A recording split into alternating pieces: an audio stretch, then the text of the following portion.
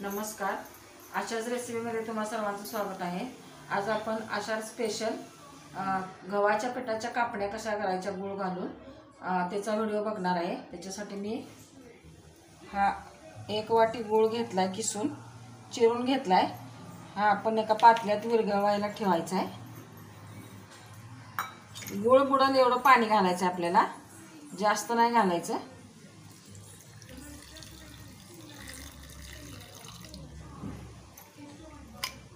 एवढंच पाणी घालायचं आहे. आता आपण हा गूळ विरघळून घेऊया.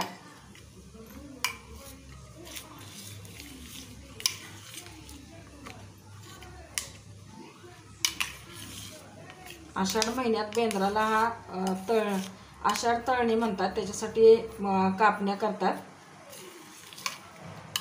लहान मुलांना पण डब्यातनं द्यायला किंवा मधल्या वेळेत खायला चांगलं असते. आणि गुळाच्या आणि गव्हाच्या पिठाच्या असल्यामुळं पौष्टिक पण असतात. आपला गूळ विरघळतोय तोपर्यंत गव्हाचं पीठ घेऊया आपण.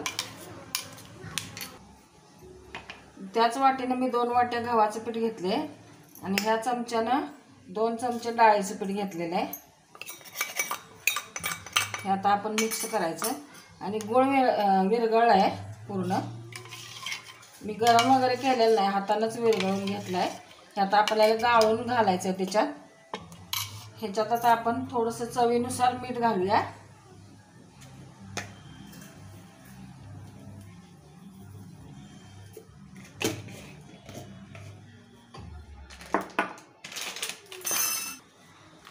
सुंठ पावडर,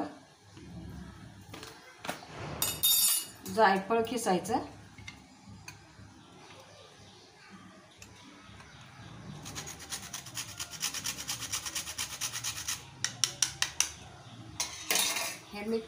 हे मिक्स करेपर्यंत इकडे मी तेल गरम करायला ठेवते.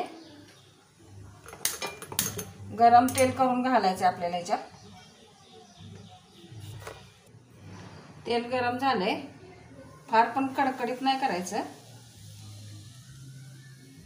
गरम तेल घालून घ्यायचं आणि हे सगळ्या पिठाला आपण असं लावून घ्यायचं, म्हणजे खुसखुशीत होतात कापण्या, वातड होत नाही, शेवटपर्यंत चांगल्या राहतात संपेपर्यंत. आता सगळ्या पिठाला आपण हळूहळू चोळून घेऊया. आणि मग गुळाचं पाणी केलेलं गाळून घालायचं, कारण त्यात कचरा वगैरे असतो.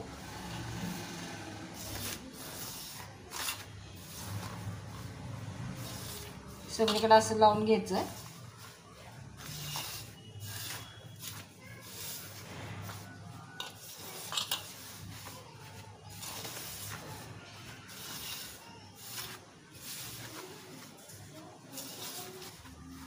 सगळीकडे लागले आता हे पीठ, तेल लागले सगळ्या पिठाला. आता आपण हे गुळाचं पाणी केलेलं ह्याच्यात गाळून घेऊया.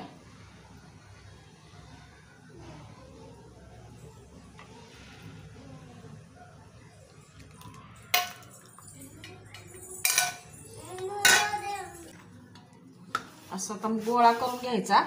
फार घट्ट नाही करायचा, नाहीतर लाटताना चिरते. एकसारखं मर्दून घ्यायचं. थोडंसं मी पीठ घातलं ह्याच्यात, लागलं तर तुम्ही सुद्धा पीठ घालू शकता, काय एवढा फरक पडत नाही. जर जास्त झालं पाणी तर घट्ट मळल्यामुळं गोडपणा पण कमी येतो जास्त पीठ झालं तर. हे आता असा गोळा मळून मी एक 10 मिनटं झाकून ठेवणार आहे. आणि 10 मिनिटांनी आपण कापण्या करायला घेऊया. 10 मिनटं मी मळून ठेवलेलं. परत जर असं मर्दून घ्यायचं असं कापण्याचं पीठ. आणि असं एक गोळा घ्यायचा. लागलं तर आपल्याला ह्याला पीठ लावायचं आहे, नाहीतर लावायचं नाही आहे. जास्त जाड नाही, जास्त पातळ नाही, असं लाटून घ्यायचं आपण.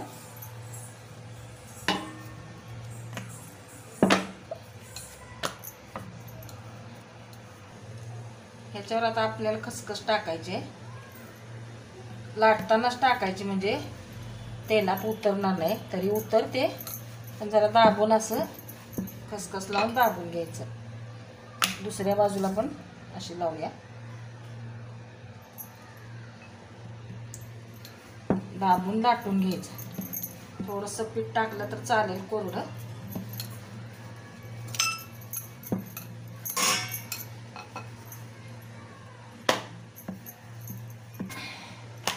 अशा जाडीवर लाटून घ्यायचं, फार जाड नाही आणि फार पातळ नाही. आता आपण हे कट करून घेऊया.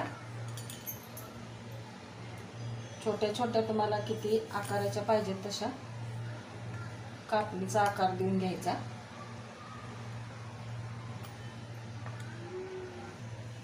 हे कापून घेतले, अशा प्रमाणे तुम्ही कापून घ्यायचं आणि एका ताटात काढते मी.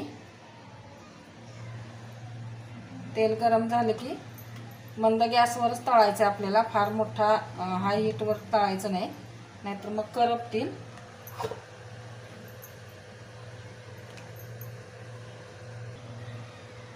तेल तापले, कापण्या सोडून घ्यायच्या. जास्त पण एकदम टाकायच्या नाहीत, नाहीतर मग ताव कमी येतो आणि तळायला वेळ लागतो.